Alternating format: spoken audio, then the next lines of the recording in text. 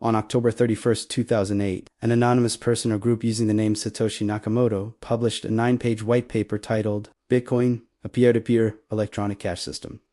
The timing was no accident. The world was in the grip of the worst financial crisis since the Great Depression. Lehman Brothers had just collapsed. Banks were being bailed out with taxpayer money. The Federal Reserve was printing trillions of dollars. Trust in the financial system was at rock bottom. Into this chaos, Nakamoto introduced a radical idea. What if money didn't need governments? What if currency could exist without central banks, without borders, without any country controlling it? What if the next global reserve currency wasn't the dollar, the euro, or the yuan, but something entirely new, something that belonged to no nation and everyone at once? At the time, most people dismissed it as a fantasy, a techno-utopian dream that would never work in the real world. But 15 years later, that fantasy is looking less fantastical. The system of national currencies that has dominated for centuries is breaking down, and the replacement might not be another national currency at all. It might be something we've never seen before. To understand why the next global currency might be stateless, you have to understand why every previous global currency has eventually failed. For the past 500 years, there has always been a dominant currency, a money that served as the anchor for international trade. In the 16th and 17th centuries, it was the Spanish silver dollar, backed by the silver mines of Potosi in Bolivia. In the 18th and 19th centuries, it was the British pound sterling, backed by the industrial might of the British Empire and the gold reserves of the Bank of England. In the 20th century, it was the American dollar, first backed by gold under Bretton Woods, and then, after 1971, backed by nothing but trust in the United States government. Each of these currencies rose to dominance because the issuing country was the most powerful economic and military force of its time. Spain controlled the silver, Britain controlled the seas, America controlled everything. But each of these currencies eventually declined when the issuing country declined. Spain went bankrupt multiple times and lost its empire. Britain exhausted itself in 2 world wars and devalued repeatedly. And now, America is showing the same signs of imperial overstretch, massive debts, political dysfunction, and the weaponization of its currency that is pushing other countries to look for alternatives. The pattern is always the same. A country becomes dominant, its currency becomes the global reserve, and then the country abuses the privilege. It prints too much money, it runs unsustainable deficits. It uses the currency as a weapon to punish its enemies, and eventually, the rest of the world loses trust and looks for a replacement. The problem is that finding a replacement is incredibly difficult. A global reserve currency needs to be stable, widely accepted as highly convertible, and backed by a large liquid market where it can be bought and sold without moving the price. Historically, only the currency of the dominant superpower could meet these criteria. But what if the age of superpowers is ending? What if we re-enter in a multipolar world where no single country is powerful enough to impose its currency on everyone else? This is a situation we're moving into right now. America is still the largest economy, but China is catching up. Europe is fragmented but collectively massive. India is rising. The BRICS nations are actively trying to reduce their dependence on the dollar, and none of these powers trust each other enough to accept another country's currency as the global standard. China doesn't want to use dollars because America weaponizes them. America won't accept yuan because China's government controls it. Europe is too divided to be a reliable anchor, and no one trusts Russia. The result is a stalemate. The world desperately needs a neutral reserve currency, but no country is in a position to provide it. And that's where the idea of a stateless currency becomes not just interesting, but necessary. The concept of money without government is not new. For most of human history, money was not created by governments.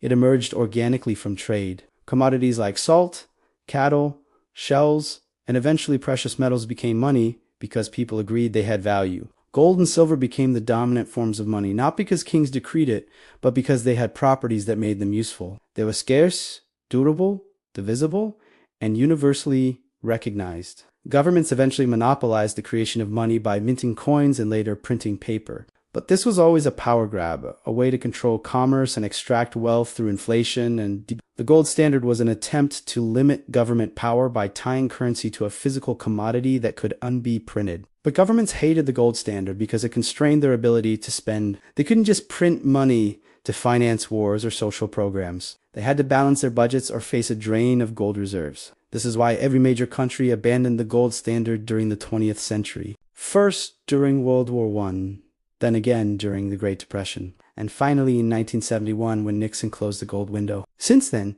the world has been on a pure fiat currency system, where money is backed by nothing except government promises. And those promises are looking increasingly unreliable. The 2008 financial crisis was a wake-up call. It revealed that the banking system, supposedly the bedrock of modern capitalism, was fundamentally corrupt and fragile. Banks had been making reckless bets with depositors' money, packaging bad loans into complex securities, and paying themselves massive bonuses while the risks were hidden. When the house of cards collapsed, the government stepped in and bailed out the banks with printed money. The people who caused the crisis kept their jobs and their bonuses. The people who had nothing to do with it lost their homes, their savings, and their jobs. It was a transfer of wealth from the public to the financial elite, facilitated by the government's monopoly on money creation. And people noticed that when banks fail, governments print money to save them. But when ordinary people fail, they're told there's no money for help, that they need to be responsible, that they need to tighten their belts. The hypocrisy was stark, and it created a demand for an alternative, for money that couldn't be controlled by governments or banks, money that was transparent, predictable, and fair. This is the context in which Bitcoin was born. Nakamoto's white paper proposed a system of digital money that would operate on a decentralized network of computers. No single entity would control it. Transactions would be recorded on a public ledger called the blockchain, visible to everyone but controlled by no one. New Bitcoins would be created at a predictable rate through a process called mining, and the total supply would be capped at 21 million coins. There would never be more. No matter how many governments wanted to print, no matter how many banks wanted to inflate. It was digital gold, scarce by design, immune to government manipulation. The first reaction from the financial establishment was mockery. They said Bitcoin was worthless because it wasn't backed by anything. But this criticism missed the point. The dollar isn't backed by anything either. Not since 1971. It's backed by trust in the US government, by the military power that enforces that trust, and by the network effect of everyone else using it. Bitcoin is backed by mathematics, by cryptography, and by the network effect of everyone who agrees to use it. In some ways, Bitcoin is backed by something more reliable than government promises. It's backed by code that cannot be changed, by algorithms that cannot be corrupted, and by a decentralized network that cannot be shut down. In the early years, Bitcoin was used mostly by tech enthusiasts, libertarians, and people buying illegal goods on dark web markets. The price was volatile, swinging wildly from dollars to hundreds to thousands and back down. Critics said this proved that Bitcoin could never be a real currency. How could something be money if its value changed so dramatically? But they were missing the bigger picture. Bitcoin was going through the same evolution that gold went through thousands of years ago. It was transitioning from a speculative asset to a store of value to eventually, potentially, a medium of exchange. The volatility was a feature of this transition, not a bug. As more people adopted it, as more infrastructure was built around it, the volatility would decrease and the utility would increase. And that's exactly what happened. By 2017, Bitcoin had reached a price of nearly $20,000. Institutional investors started paying attention. By 2021, it hit $65,000. Major corporations like Tesla and MicroStrategy were buying it. Countries like El Salvador were making it legal tender. The Swiss were offering Bitcoin investment products. The narrative was shifting from Bitcoin is a scam to Bitcoin might be the future of money. But Bitcoin has limitations. It's slow, processing only a few transactions per second compared to thousands for Visa or Mastercard. It's energy intensive, requiring massive amounts of electricity to secure the network. And it's not controlled by anyone, which is both its greatest strength and its greatest weakness. Governments hate Bitcoin precisely because they can't control it, they can't print more of it, they can't freeze accounts or reverse transactions, they can't use it as a tool of foreign policy. This is why China banned Bitcoin mining. This is why the SEC in America has tried to regulate it into submission. This is why central banks around the world are terrified of it. Because if Bitcoin or something like it becomes widely adopted, governments lose one of their most powerful tools, the ability to control money. But Bitcoin isn't the only possibility for a stateless global currency. There are thousands of other crypto, some trying to improve on Bitcoin's limitations, others serving different purposes entirely. Ethereum allows programmable smart contracts. Stablecoins like USDC and Tether are pegged to the dollar, offering stability without volatility. Central bank digital currencies, or CBDCs, are being developed by governments around the world, trying to combine the efficiency of digital currency with the control of state money. But CBDCs are not stateless. They're the opposite. They're state money with even more surveillance and control than current systems. The real revolution would come from a truly neutral, stateless digital currency that no government controls. And there's another possibility that's gaining traction, something that combines the best features of different systems. The International Monetary Fund already has something called special drawing rights, or these are not a currency exactly, but a kind of international reserve asset that countries can use to settle debts with each other. SDRs are calculated as a basket of currencies, currently including the dollar, euro, yuan, yen, and pound. The idea is that by diversifying across multiple currencies, SDRs are more stable than any single national currency. But SDRs are still controlled by the IMF, which is dominated by the United States and Europe. They're not truly neutral. However, imagine a cryptocurrency basket that includes multiple national currencies plus commodities like gold and oil, managed by an algorithm instead of a political institution. It would be stable because it's diversified. It would be neutral because no single country controls it. It would be transparent because the algorithm and the reserves would be publicly auditable on a blockchain, and it would be accessible because anyone with an internet connection could use it. This kind of system could serve as the global reserve currency of the 21st century, the neutral ground where countries that don't trust each other can still trade. Several organizations are already working on versions of this idea. The BRICS nations have discussed creating a currency backed by a basket of commodities. Private companies are creating stablecoins backed by diversified assets. The technology exists. The question is whether the political will exists to implement it, because the shift to a stateless global currency would require a massive transfer of power from governments to mathematics, from politicians to protocols, from central banks to decentralized networks, and the people currently in power are not eager to give it up. The United States benefits enormously from the dollar's reserve status. It allows America to print money and buy real goods from other countries. It allows the US to run massive trade deficits without consequences. It allows the American government to impose sanctions that can cripple entire economies. Giving up the dollar's dominance would mean giving up these privileges, but America might not have a choice. The weaponization of the dollar, the freezing of Russian central bank reserves, the sanctions on Iran, Venezuela, and North Korea, all of this has made other countries realize that holding dollars is a political risk. If you anger Washington, your assets can be frozen, your banks can be cut off, your economy can be destroyed. This is why China is building alternatives. This is why Russia is hoarding gold. This is why even European allies are discussing ways to conduct trade that bypasses the dollar. The trust that underpinned dollar dominance is eroding. At the same time, America's fiscal situation is deteriorating. The national debt is over $34 trillion and growing.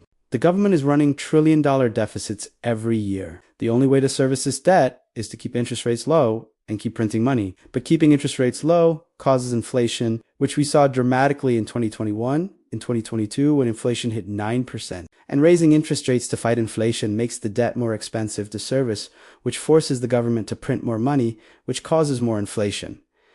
It's a doom loop. The Federal Reserve is trapped. They can either let inflation run hot and destroy the purchasing power of the dollar, or they can raise rates and risk triggering a debt crisis and recession. Either way, confidence in the dollar is damaged, and once confidence is lost, it's almost impossible to restore. The historical pattern is clear. Every reserve currency eventually loses its status because the issuing country abuses the privilege, and once lost your reserve status never comes back. Spain never regained its dominance. Britain never regained its dominance. And America will not regain its dominance once the dollar is replaced. The question is what replaces it. The traditional answer would be the currency of the next superpower. If China surpasses America economically, the yuan would become the reserve currency. But there are several problems with this. First, China's economy has serious structural issues. It has a massive real estate bubble, a demographic crisis, and a political system that discourages innovation. China might not surpass America. Second, even if China does become the largest economy, no one trusts the Chinese government. The yuan is not freely convertible. The Chinese government manipulates its value. Capital controls prevent money from flowing freely in and out. No one wants to hold their reserves in a currency that the Chinese Communist Party can freeze or devalue on a whim. The same logic applies to the euro. Europe is too politically fragmented, too economically stagnant, too demographically challenged to provide the next reserve currency. So if it's not the dollar, and it's not the yuan, and it's not the euro, what's left? This is why a stateless currency makes sense. It's the only option that no one can manipulate, that everyone can verify, and that no single country can weaponize. It is the only option that could gain the trust of a multipolar world where no one trusts anyone else. The transition won't happen overnight. The dollar will remain dominant for years, possibly decades. But the cracks are widening. The alternatives are being built. And once a critical mass of countries and corporations start using a neutral, stateless currency for international trade, the network effects will kick in. More adoption leads to more liquidity, which leads to more stability, which leads to more adoption. It's a virtuous cycle. And once it starts, it will be unstoppable. We're already seeing the early stages. Bitcoin is now held by sovereign wealth funds, pension funds, and central banks as a reserve asset. Stablecoins are being used for billions of dollars in international trade every day. Blockchain technology is being integrated into the infrastructure of global finance. The pieces are in place. What's missing is the catalyst, the moment when the old system breaks down so completely that people have no choice but to embrace the new one. That catalyst could be a dollar crisis. If US debt becomes unsustainable, if confidence collapses, if foreign holders dump their treasury bonds, the dollar could plunge in value. In that moment of chaos, an alternative would be needed immediately. And if a stateless digital currency was ready, stable, and widely accessible, it could fill the vacuum. That catalyst could also be a geopolitical shift. If the United States and China go to war, or if the global trading system fragments into competing blocks, there would need to be a neutral currency that both sides could use. A stateless currency would be the only option. Or the catalyst could be technological. If central bank digital currencies create a surveillance dystopia where every transaction is monitored and controlled, there could be a mass exodus to privacy-preserving cryptocurrencies. People would choose freedom over convenience. Whatever the catalyst, the direction is clear. The age of national reserve currencies is ending. The world is too interconnected, too multipolar, too technologically advanced to continue trusting the money of any single country. The next global currency will be stateless, algorithmic, and decentralized. It will be owned by everyone and controlled by no one. It will be backed not by armies or gold reserves, but by mathematics and network effects. It will be transparent, predictable, and immune to political manipulation. This future terrifies governments because it represents a loss of control. For thousands of years, governments have had a monopoly on money. They've used that monopoly to finance wars, build empires, and control their populations. A stateless currency would end that monopoly. It would separate money from state, just as the Enlightenment separated church from state. It would be the final step in the evolution of human freedom. But this future also excites millions of people around the world who are tired of watching their savings evaporated by inflation, tired of being excluded from the financial system, tired of being surveilled and controlled. For them, a stateless currency represents hope, the hope of a financial system that is fair, transparent, and accessible to everyone, regardless of nationality or political connections. The battle between these two visions, between state-controlled money and stateless money, will define the next chapter of economic history. And right now, the outcome is far from certain. The technology exists, the demand exists, but the political resistance is enormous. Governments will not give up their power over money without a fight. They will regulate, ban, and suppress alternatives. They will create their own digital currencies to compete. They will use propaganda to convince people that only government money is safe and legitimate. But history suggests that technological and economic forces are stronger than political resistance. When the printing press was invented, the Catholic Church tried to control it. They failed. When the internet was created, authoritarian governments tried to censor it. They failed. When cryptocurrency was invented, governments tried to ban it. They're failing. The reason is simple. Once the technology provides enough value to enough people, it becomes impossible to stop. You can regulate it, you can make it harder to use, but you can't eliminate it. And cryptocurrency, specifically a neutral, stateless global currency, provides enormous value. It provides a way to store wealth that can't be. It provides a way to conduct trade that can't be sanctioned. It provides a way to access financial services without permission from banks. For billions of people around the world living under corrupt or incompetent governments, these features are not luxuries, they're necessities. This is why El Salvador adopted Bitcoin. This is why Argentinians use stable coins to protect themselves from peso inflation. This is why Chinese citizens used crypto to move money out of the country when capital controls tightened. The use cases are real, the adoption is growing, and the momentum is building. The final piece of the puzzle is legitimacy. For a stateless currency to truly replace the dollar, it needs to be accepted by major institutions, by corporations, by governments, and that's starting to happen. When BlackRock, the world's largest asset manager, launched a Bitcoin ETF, it signaled that cryptocurrency was no longer fringe. When major banks started offering crypto custody services, it signaled that the infrastructure was maturing. When small countries started accepting Bitcoin as legal tender, it signaled that governments could coexist with stateless money. The legitimacy is building slowly but steadily, and legitimacy creates a self-reinforcing cycle. The more legitimate it becomes, the more institutions adopt it. The more institutions adopt it,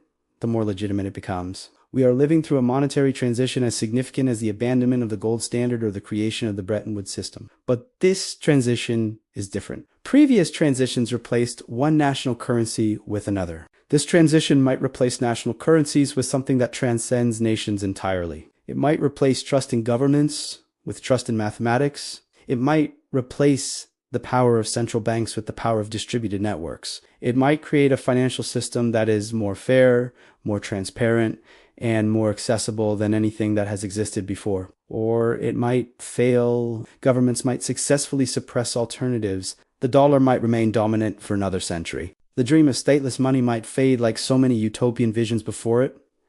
But the odds are shifting. The conditions that made national reserve currencies necessary, the dominance of a single superpower, the trust in government institutions, the isolation of national economies, all of these conditions are disappearing. And in their place, we have globalization, distrust of institutions, and technology that enables peer-to-peer transactions without intermediaries. These are the conditions that favor stateless money. The transition won't be smooth. There will be crises, crashes, and chaos. There will be scams and failures. There will be government crackdowns and propaganda campaigns. But beneath the noise, the fundamental shift is happening.